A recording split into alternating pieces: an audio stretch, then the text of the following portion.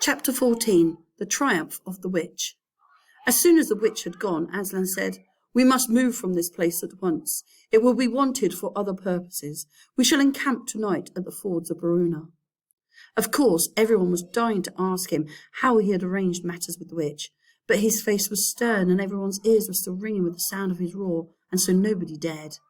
After a meal, which was taken in the open air on the hilltop, for the sun had got strong by now and dried the grass, they were busy for a while, taking the pavilion down and packing things up.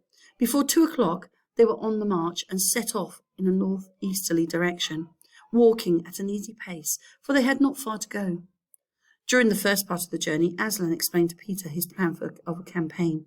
As soon as she has finished her business in these parts, he said, the witch and her crew will almost certainly fall back to her house and prepare for a siege. You may or may not be able to cut her off and prevent her from reaching it. He then went on to outline 2 plans of battle, one for fighting the witch and her people in the wood, and another for assaulting her castle. And all the time he was advising Peter how to conduct the operations, saying things like, "You must put your centaurs in such and such a place," or "You must post scouts to see that she doesn't do so and so," till at last Peter said, "But you will be there yourself, Aslan." "I can give you no promise of that," answered the lion, and he continued giving Peter his instructions. For the last part of the journey it was Susan and Lucy who saw most of him. He did not talk very much and seemed to them to be sad. It was still afternoon when they came down to a place where the river valley had widened out and the river was broad and shallow. This was the fords of Baruna, and Aslan gave orders to halt on this side of the water, but Peter said, "Wouldn't it be better to camp on the far side, for fear she should try a night attack or anything?" Aslan, who seemed to be thinking about something else, roused himself with a shake of his magnificent mane and said, What? What's that, Peter?" Peter said it all over again. "No," said Aslan in a dull voice, as if it didn't matter.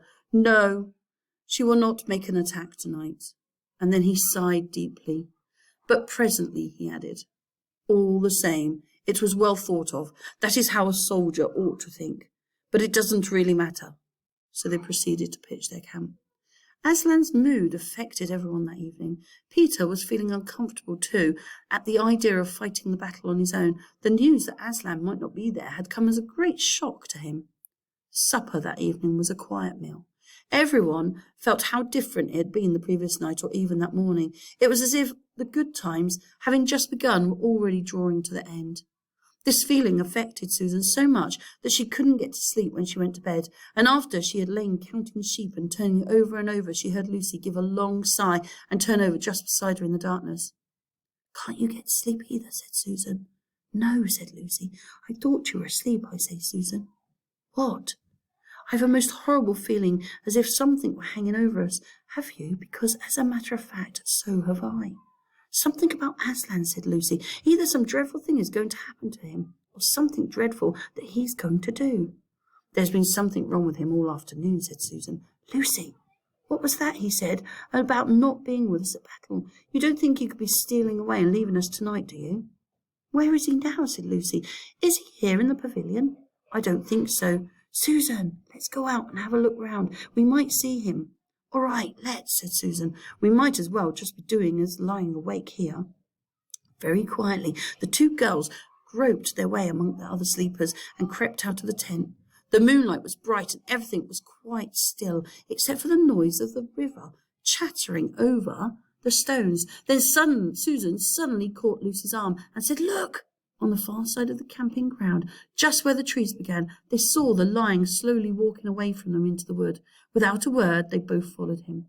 He led them up the steep slope of the river valley, and then slightly to the right, apparently by the very same route which they had used that afternoon in coming from the hill of the stone table.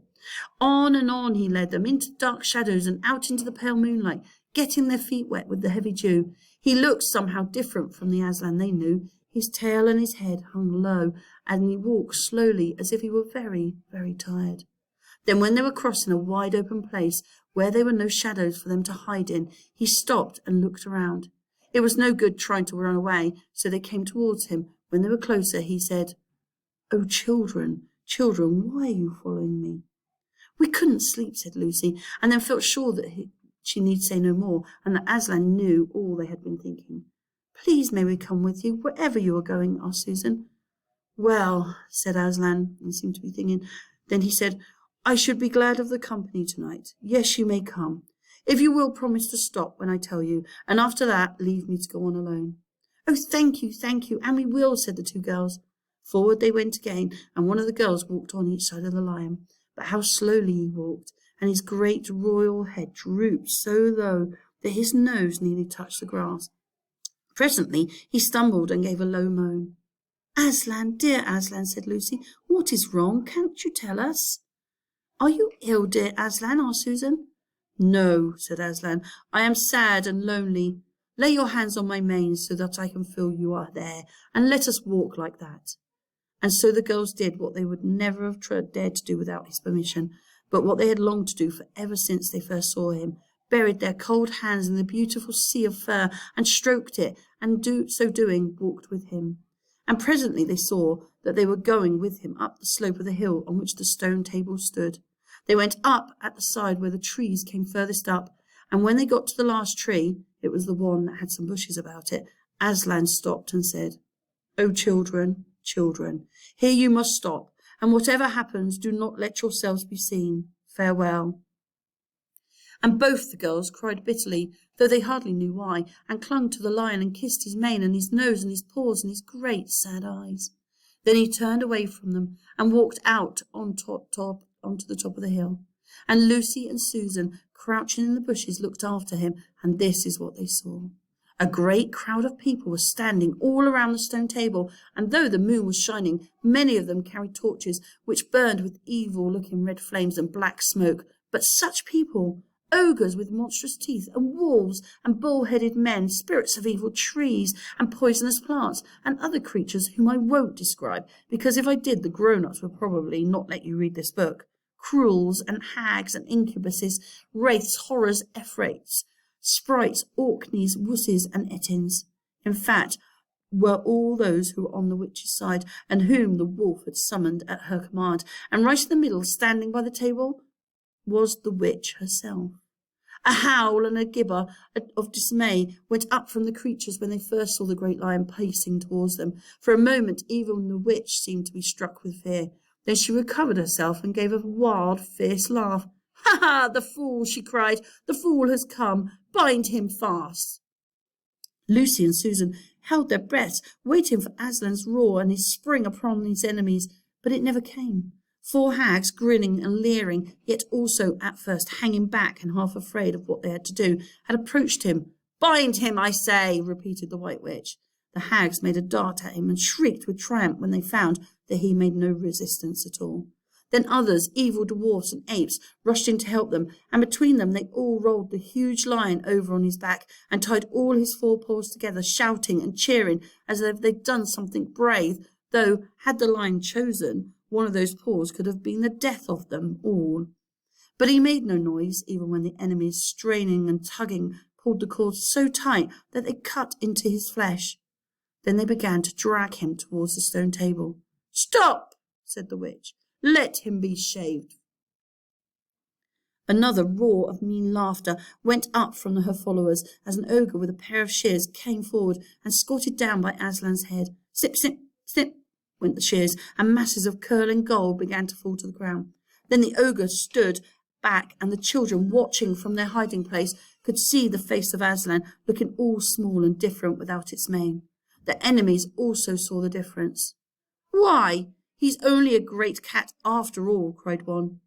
"Is that what we're afraid of?" said another. And they surged round Aslan, jeering at him, saying things like, "Puss, puss, poor pussy," said, "And how many mice have you caught today, cat?" And "Would you like a saucer of meat, pussums?" "Oh, how can they?" said Lucy, tears streaming down her cheeks. The brutes, the brutes!" For now that the first shock was over, the shorn face of Aslan looked to her braver and more beautiful and more patient than ever. "Muzzle him," said the witch, and even now as they worked about his face, putting on the muzzle, one bite from his jaws would have cost 2 or 3 of them their hands, but he never moved. And this seemed to enrage all that rabble. Everyone was at him now. Those who had been afraid to come near, him even after he was bound, began to find their courage, and for a few minutes the two girls could not even see him, so thickly was he surrounded by the whole crowd of creatures, kicking him, hitting him, spitting on him, jeering at him. At last the rabble had had enough of this. They began to drag the bound and muzzled lion to the stone table, some pulling and some pushing. He was so huge that even when they got him there, it took all their efforts to hoist him onto the surface of it. Then there was more tying and tightening of cords. The cowards, sobbed Susan. Are they still afraid of him even now? When once Aslan had been tied, and tied so that he was a real mass of cords, on the flat stone, a hush fell on the crowd. 4 hags, holding 4 torches, stood at the corners of the table. The witch bared her arms, as she had bared them the previous night when it had been Edmund instead of the Aslan. Then she began to whet her knife. It looked to the children, when the gleam of the torchlight fell on it, as if the knife were made of stone, not steel, and it was of a strange and evil shape. At last she drew near. She stood by Aslan's head. Her face was working and twitching with passion, but his looked up at the sky, still quiet, neither angry nor afraid, but a little sad. Then just before she gave the blow, she stooped down and said in a quivering voice, "And now, who has won? Fool, did you think that by all this you would save the human traitor? Now I will kill you instead of him, as our pact was, and so the deep magic will be appeased. But when you are dead, what will prevent me from killing him as well? And who will take him out of my hand then? Understand that you have given me Narnia forever. You have lost your own life, and you have not saved his. In that knowledge, despair and die." The children did not see the actual moment of the killing. They couldn't bear to look and had covered their eyes.